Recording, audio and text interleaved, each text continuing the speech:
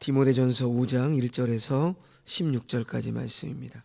자, 오늘 디모데전서 5장 1절부터 6장 2절까지 말씀은 사도 바울이 디모데에게 성도를 대하는 자세, 그 자세가 어떠해야 되는지를 권면하는 말씀입니다.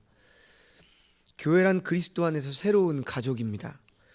우리가 기존에 가지고 있던 가정은 우리의 혈통을 중심으로 이루어진 가정이죠. 그러나 그리스도 안에서 교회라고 하는 것은 피로, 예수 그리스도의 피로 값을 주고 사셨기 때문에 주님의 가족인 것이죠. 그런데 이러한 새로운 가족인 교회의 구성원들에 대해서 우리가 어떠한 태도를 그리고 자세를 가져야 하는가? 여기에 대해서 사도 바울은 디모데전서 5장 1절에서 6장 2절까지 말씀을 하고 있습니다. 바울은 성도들을 말씀으로 인도하는 디모데에게 에베소 교회의 다양한 연령의 남녀 성도들을 어떻게 대할 것인지 교훈을 하면서 특별히 오늘 본문은 과부, 이 당시 과부는 남편과 사별한 여자 성도들을 말하죠. 이 과부들을 교회가 어떻게 도울 것인지 구체적으로 교훈을 하고 있습니다. 먼저 1절을 보시면 늙은이를 꾸짖지 말고 권하되 아버지에게 하듯하며 젊은이에게는 형제에게 하듯하라, 이렇게 말씀을 하는데요. 이 늙은이로 번역된 헬라어는 일반적으로 나이가 많은 남자를 지칭하는 용어입니다. 자, 동일한 단어가 교회 안에서 사용될 때는 장로로 사용되기도 했습니다. 자, 1절에 사용된 늙은이는 전체 문맥상 장로라는 어떤 직분을 의미하기보다는 교회 안에서 나이가 많은 남자 성도들을 의미한다라고 볼 수가 있죠. 로마 제국은 그 당시에 정교한 법과 군대 조직으로 운영이 되었고 조직의 문화는 로마 제국 전역에 자연스럽게 흐르고 있었을 것입니다. 그래서 나이보다는 사회적 지위와 맡고 있는 역할에 따라서 수직적인 관계가 형성되기 때문에 그러한 에베소의 문화적 배경을 생각했을 때 지금 교회 안에 나이가 많은 남자 성도들에게 아버지에게 하듯하라 라고 하는 지금 이 말씀은 예수 그리스도로 시작된 교회가 어떻게 세상의 공동체나 조직과 차별이 되고 있는지를 잘 드러내고 있는 말씀입니다. 모든 지역교회는 교회가 뿌리내린 문화의 영향을 받을 수밖에 없죠. 그래서 나이의 많고 적음에 따라 호영호재하는 우리나라의 문화적 배경에서 1절 말씀을 이해하는 것과 그 당시 1세기 로마 문화적인 배경에서 이해하는 것은 엄청난 차이가 있는 것이에요. 자, 디모데는 에베소 교회의 목사입니다. 그래서 성례를 주관하고 말씀을 가르치는 등 여러 사역을 감당하고 있죠. 그런데 이렇게 말씀 사역과 여러 가지 목회 사역을 감당할 때 자연스럽게 성도들보다 주도적이고 일방적인 대화를 할 수 있는 상황에 있었을 겁니다. 특히 성경을 해석하고 가르치는 이 독점적인 사역은 목사가 성도들보다 영적으로 상대적으로 우위에 있다라고 하는 착각에 안주할 위험을 안고 있죠. 그리고 목사의 일방적인 소통이 빚어내는 수직적인 관계는 교회 안에 역할과 우열과 경중이 있는 것처럼 유혹하기도 하는 것입니다. 오늘날에도 그렇죠. 우리가 직분은 그저 섬기기 위해서 있는 직분이라고 늘 설명을 하고 말씀을 전하지만 직분도 어떤 계급으로 생각을 한단 말이죠. 우리가 디모데전서 2장에서 보았죠. 3장이죠. 감독과 집사의 자격에 대해서도 말씀을 전했을 때에도 제가 그런 말씀을 드렸었는데요. 교회는 직분이 어떤 계급이 아니에요. 더 섬기기 위해서, 하나님의 교회를 위해서 봉사하기 위해서 맡겨진 것이 직분이란 말이죠.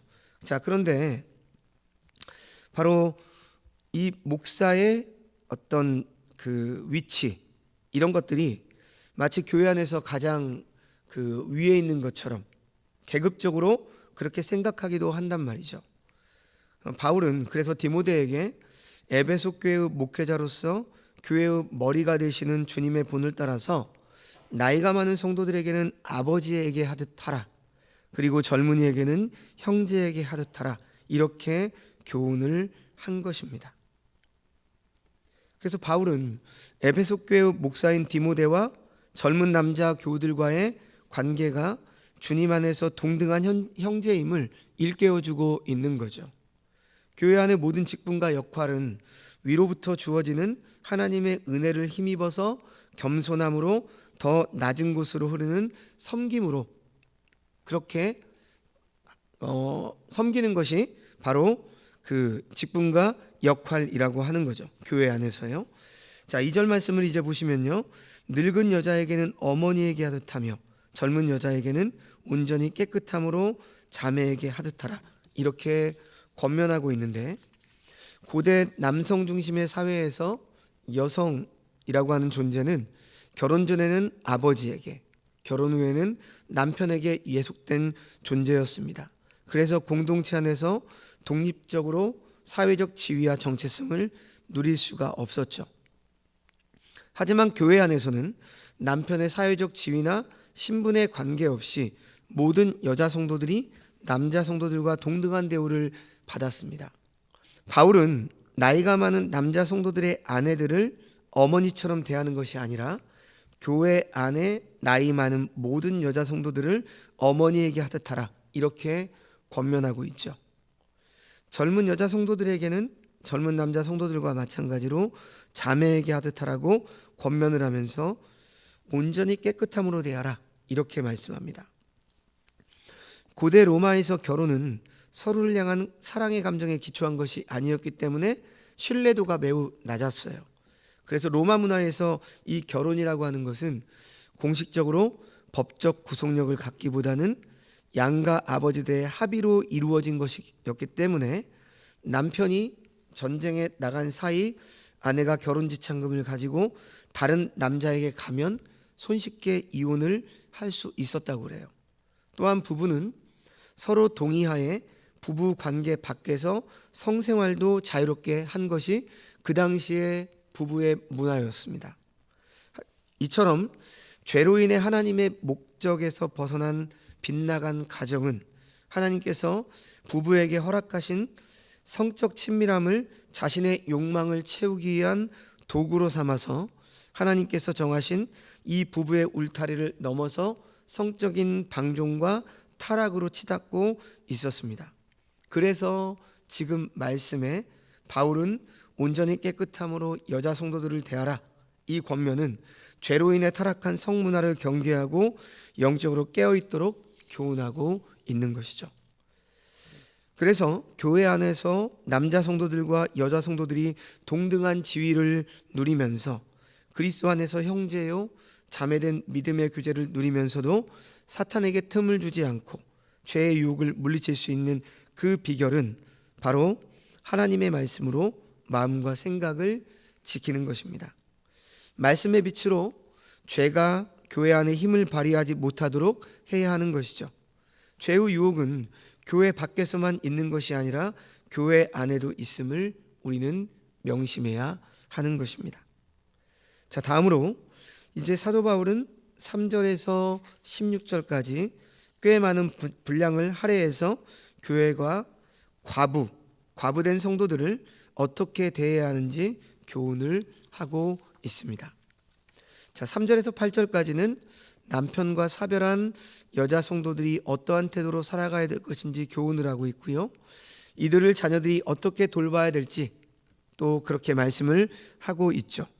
그리고 9절에서 16절은 과부의 명부에 이름을 올릴 기준을 제시하고 있습니다. 자, 3절을 보시면요. 참 과부인 과부를 존대하라, 이렇게 말씀을 하고 있는데, 남편과 사별한 여자 성도 중에 참 과부를 구별하는 이유는 남편 없이 스스로 살아갈 수 있는 능력이나 결혼 지참금의 유무나 그리고 도와줄 가족이 얼마나 있는지를 기준으로 교회가 직접적으로 도와줄 자를 구별하기 위함이었습니다. 이 존대하라고 번역된 헬라어는 가치, 존경 이런 뜻으로요. 물건이나 사람에 대한 합당한 인정을 의미하는 그러한 뜻입니다. 따라서 과부를 존대하라는 표현을 통해서 남편과 사별한 여자 성도들을 마음으로 존중하는 동시에 재정적인 도움을 통해서 그들을 향한 긍휼과 사랑의 마음을 실천할 것을 교훈하고 있는 것이죠. 자, 이처럼 지참금에 여유가 있는 과부는 가족의 돌봄을 받을 수 있었기 때문에 교회가 도와야 되는 참 과부는 아닙니다. 그래서 사도 바울은 4절에서 만일 어떤 과부에게 자녀나 손자들이 있거든 그들로 먼저 자기 집에 효를 행하라 이렇게 말하면서 과부를 돌볼 우선순위가 가정이 있다 이것을 말하고 있죠. 과부가 된 여인을 돌볼 1차적인 책임이 자녀에게 있는데 이것은 부모가 베푼 은혜에 대해서 보답을 하는 것이고 하나님께서 기뻐하시는 행동이라고 하는 것이죠. 계속해서 5절을 보면 참 과부로서 외로운 자는 이렇게 시작하고 있는데 여기에서 외로운이라고 하는 뜻은 하나, 혼자라는 뜻이죠. 그래서 곁에 도울 사람이 전혀 없는 상태 이것을 말씀하고 있습니다. 바로 이렇게 참 과부는 자신을 돌봐줄 가정이 없는 외로운 인생이었기 때문에 어떻게 지내야 된다는 거죠? 오직 하나님께 소망을 두고 주야로 기도하는 삶을 살아야 한다는 거죠. 그 당시에 정서적인 고립과 경제적 위기 상황으로 인해서 하나님을 더욱 의지하는 과부들이 있었는가 하면 어려운 상황으로 육체적 쾌락을 도피처로 삼았던 과부들이 있었다라고 하는 것이죠. 그래서 하나님께서는 이 남편과 사별한 여자들이 마주한 현실의 어려움을 간과하지 않으시고 그들을 긍휼히 여기시고 사랑하셨지만 6절의 말씀처럼 현실의 어려움을 핑계 삼아서 육체적인 쾌락에 빠져있던 과부들을 향해서 살았으나 죽은 자다 이렇게 표현을 하고 있는 겁니다. 자, 계속해서 7절과 8절을 보시면요, 내가 또한 이것을 명하여 그들로 책망받을 것이 없게 하라. 누구든지 자기 친족 특히 자기 가족을 돌보지 아니하면 믿음을 배반한 자요 불신자보다 더 악한 자니라 이렇게 말씀을 하죠. 자, 쾌락에 빠져 살았으나 죽은 자처럼 살아가는 과부들은 죄에 대한 1차적인 책임이 본인에게 있습니다. 그러나 남편과 사별한 어려운 상황에서 죄의 유혹 앞에 약해진 상태를 돕는 것은 공동체의 역할임을 강조하고 있죠. 자, 믿음을 배반한 자요 불신자보다 더 악한 자라는 표현을 통해서 위기에 처한 가족을 돌보지 않고 죄의 길을 가도록 방치하는 것은 하나님을 믿는다고 하면서도 믿음대로 살지 않는 사람이고 그와 같은 행동은 하나님을 믿지 않는 사람보다 더 악한 것이다 이렇게 말씀을 하고 있습니다. 자, 이제 9절에서 16절 과부의 명부에 이름을 올릴 기준을 제시하고 있는데요, 먼저 9절에서 10절을 보시면 참 과부는 명부에 등록하여 교회의 도움을 받을 수 있었는데 그 조건이 60세 이상이었습니다. 그래서 선한 행실의 증거가 있어야 된다 이렇게 말씀을 하고 있죠. 이 선한 행실의 증거는 자녀를 양육하며 나그네를 대접하며 성도들의 발을 씻기며 환난당한 자를 구제하며 모든 선한 일을 행한 자였습니다. 그런데 젊은 과부는 교회가 직접 돌봐야 될 과부 명단에서 제외가 됐죠. 그 이유가 11절에서 13절을 보시면요, 주님을 향한 서약을 파기하고 재혼할 가능성이 있었으며 경제적인 자립을 위해 노력하기보다는 게으른 생활에 빠져 죄를 지을 가능성이 있었기 때문이죠. 그래서 14절과 15절을 보면 젊은 과부들에게는 처음부터 교회의 재정적인 돌봄을 의지하기보다는 재혼을 함으로 아이를 낳고 가정을 돌봄으로 사탄에게 틈을 주지 않고 죄에 대해서 깨어있는 생활을 하도록 권면을 하고 있는 거죠. 자, 마지막 16절 말씀도 보십시오.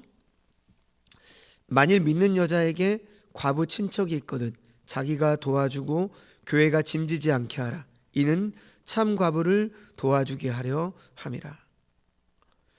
자, 바로 늘 원리가 이렇습니다.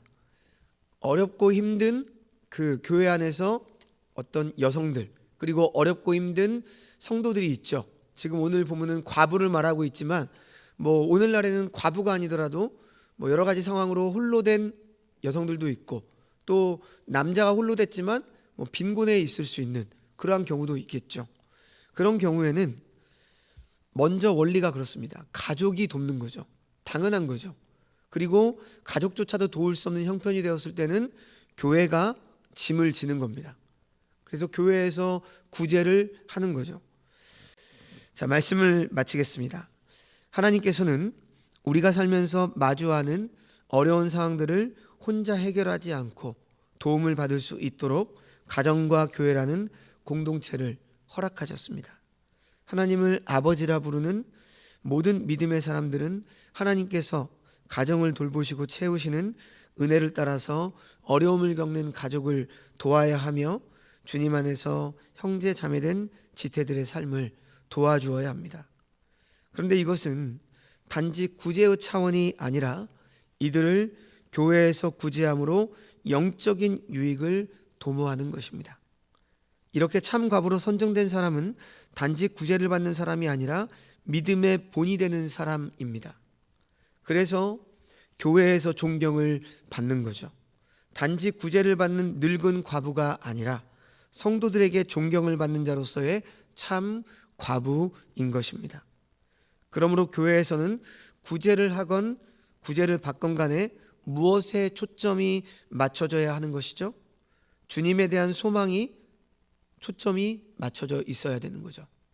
우리가 어려운 이를 돕는 이유도, 또 어려운 이가 도움을 받는 이유도 결국 무엇입니까?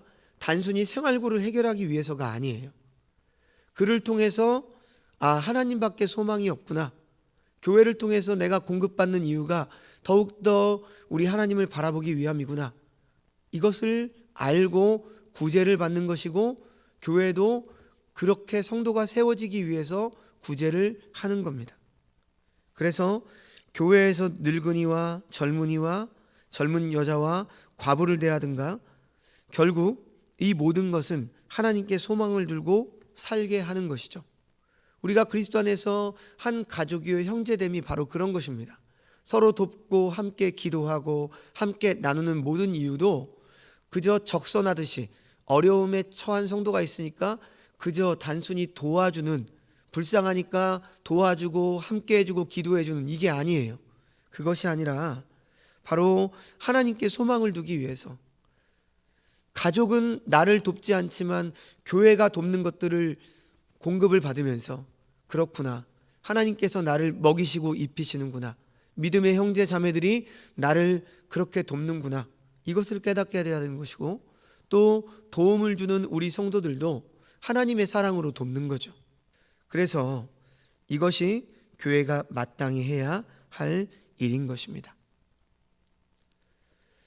오늘 남편과 사별을 해서 혼자 된 여성도님들, 또 피치 못할 사정으로 혼자가 된 여성도님들은 혼자 남았다는 정서적인 고립으로 절망하기보다는 하나님의 말씀을 가까이 하고 말씀에 의지하여 기도함으로 빛의 자녀다운 삶을 살아가며 영원한 신랑이 되시는 예수 그리스도를 바라보며 하늘 소망으로 마음을 강하게 하시며 살아가야 할 것입니다. 주님께서 우리의 영원한 신랑이 되어주심을 신뢰함으로 모든 죄의 유혹을 단호하게 물리치고 슬플 때나 기쁠 때나 가난할 때나 부유할 때나 건강할 때나 약할 때나 오직 주님과 동행하며 모든 상황을 믿음으로 살아가시는 주의 백성들이 되시기를 주님의 이름으로 축원합니다. 기도하겠습니다. 하나님 아버지, 우리 모두는 예수 그리스도 안에서 한 몸 된 교회요 또한 가족입니다. 하나님께서 우리의 아버지가 되어주신 은혜를 따라 어려움에 처한 가족과 성도들을 돌보게 하시고 우리의 신랑 되신 주님을 바라봄으로 이 땅의 유혹을 물리칠 수 있도록 인도하여 주시옵소서. 조명하시는 성령님의 인도하심을 따라 말씀의 기름을 항상 공급받아서 어두운 세상을 밝히는 빛의 사명을 감당하는 그러한 삶을 살아가게 하여 주옵소서. 모든 말씀 예수님의 이름으로 기도합니다. 아멘.